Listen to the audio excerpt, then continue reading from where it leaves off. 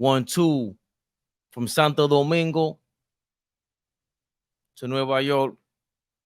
Friendly Fire, Fabian Perspective on ALLBALL TV. Got a special one today. We're going to start off with Elliott Wilson, hip-hop journalist extraordinaire.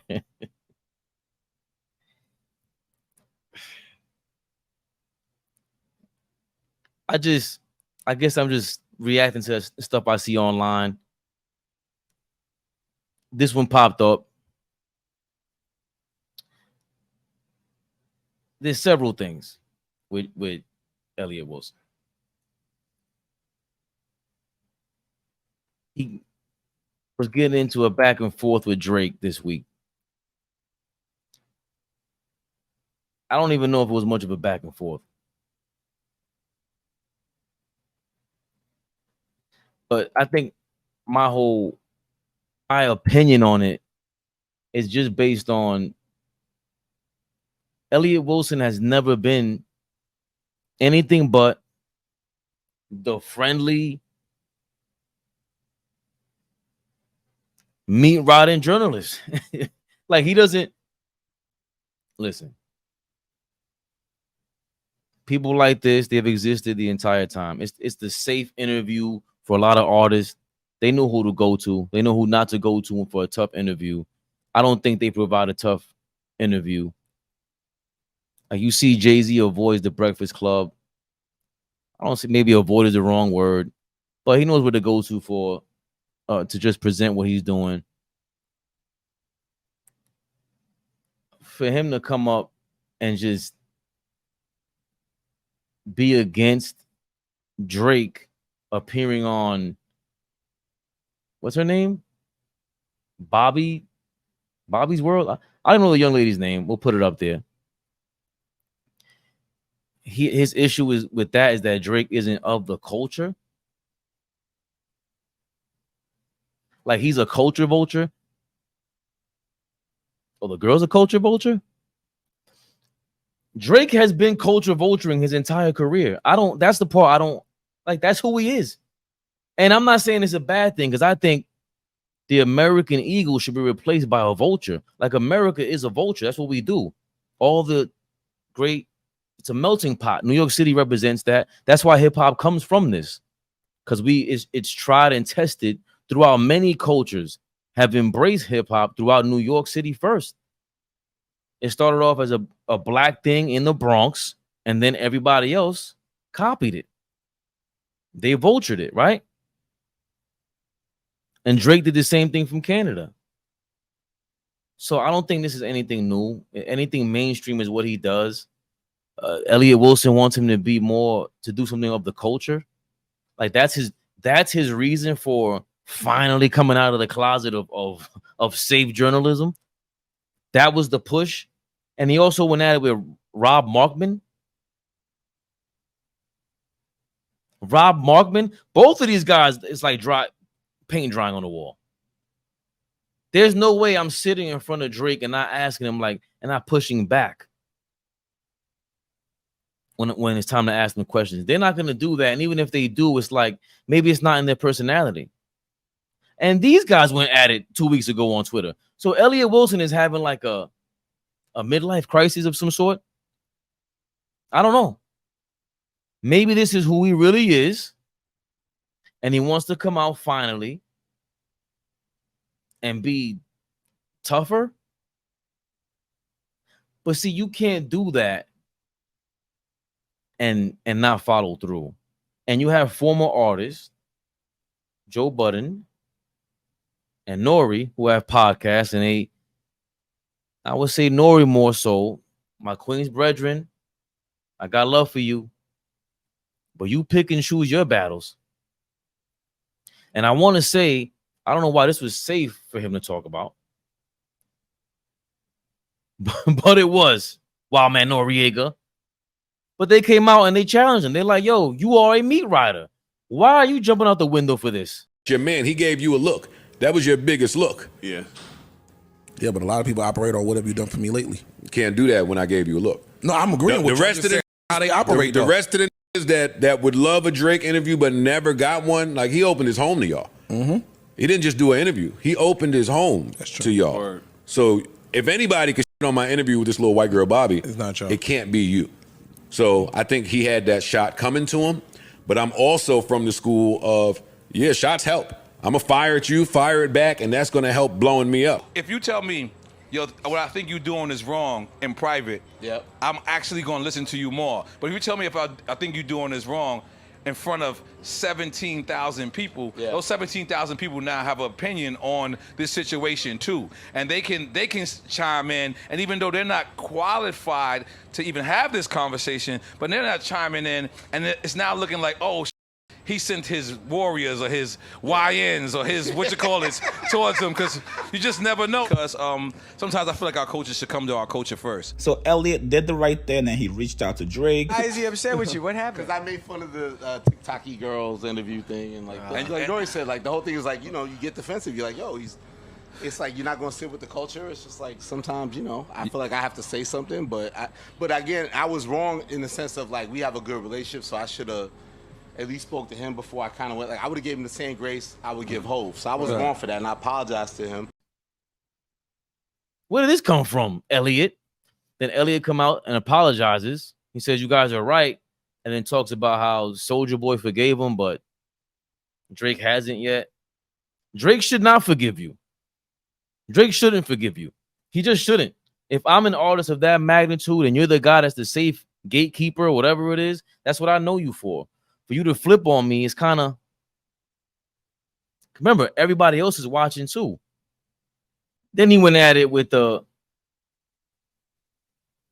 Menace Material Entertainment channel. I know they're going back and forth with Loon as well. I like Loon coming up in this era as well. He's doing his thing. He's clearly a street dude, right?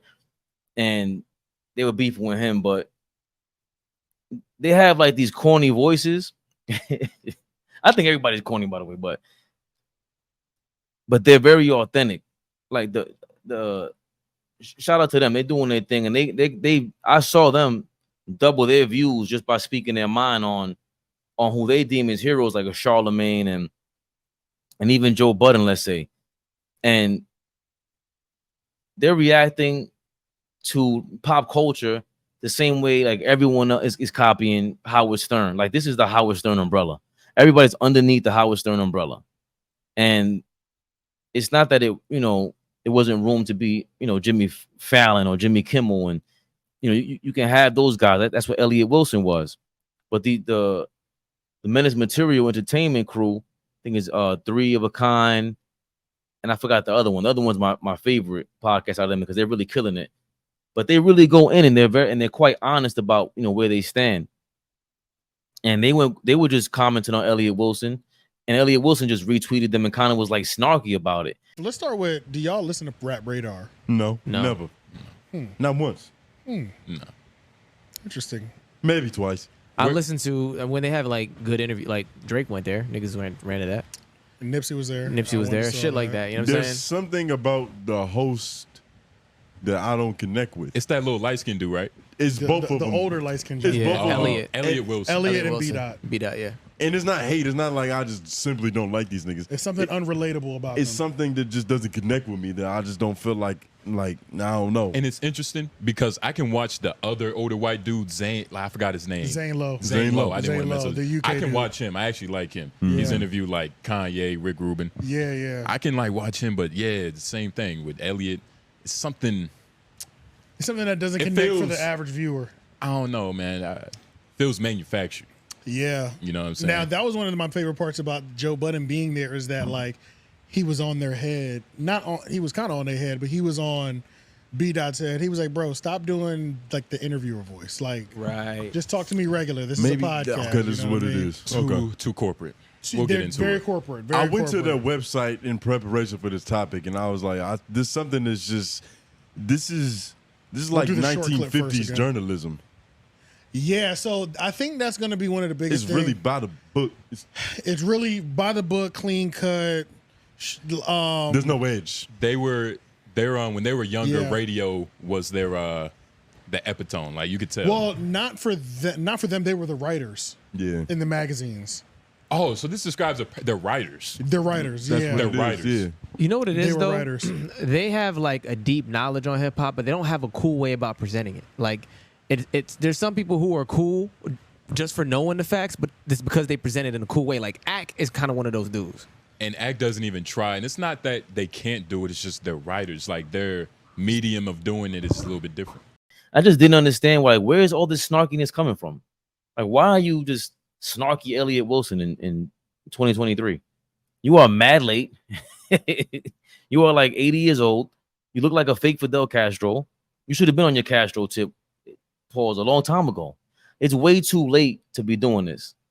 You know, I think my biggest critique about Elliott Wilson is that if you are going to make a heel turn like that, you might as well give us insight on the music industry and how the business will work and how the media industry will work. I think that would be the most beneficial thing for an Elliott Wilson and a B. Dot.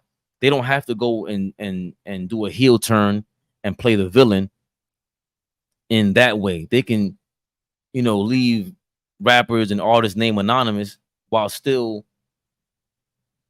giving us insight that we don't have. Like when I talk about basketball, shout out to Jeff Teague. He's one of the hottest podcasters, former players in the game right now because he's giving you a point of view that I can never give you. I can never give you that from that standpoint, being in the game like that. That point of view, anyone would pay for a GoPro camera view and a GoPro microphone just to hear what the players actually say. Like we would pay how much money if a player actually wore that in a game? Everyone would pay. If any basketball fan is paying 10 anywhere between $10 to $100 a month to get that point of view. If you put it up for $300 a month, people are paying for that because they're going to want to at least repost that. If it's available to repost, forget about it, right? So if you're paying $300 a pop for it, you're going to do it. So there is no better version of that than the little clips that we get online that people are basically zooming in on and guessing what these players are saying. And for the most part, they're right. You see it on Twitter all day. And also, people like Jeff Teague and even Elliott Wilson in the media game, hip hop media game, the music, Hollywood media game, they can give you an insider point of view from someone who dealt with artists. That would be way more interesting than starting to beef with Drake, starting to beef with Soulja Boy, starting to beef with other media members. That's not your lane. Your lane is to be the safe interview. And if you can't do that, I just think this is beyond lame. It's just out of character and it doesn't work for us. That's some free advice, man. Comment, like, tell me if I'm crazy. I'm worried about my hairline looking like Elliott Wilson soon. Fabian PerspecTV, baby.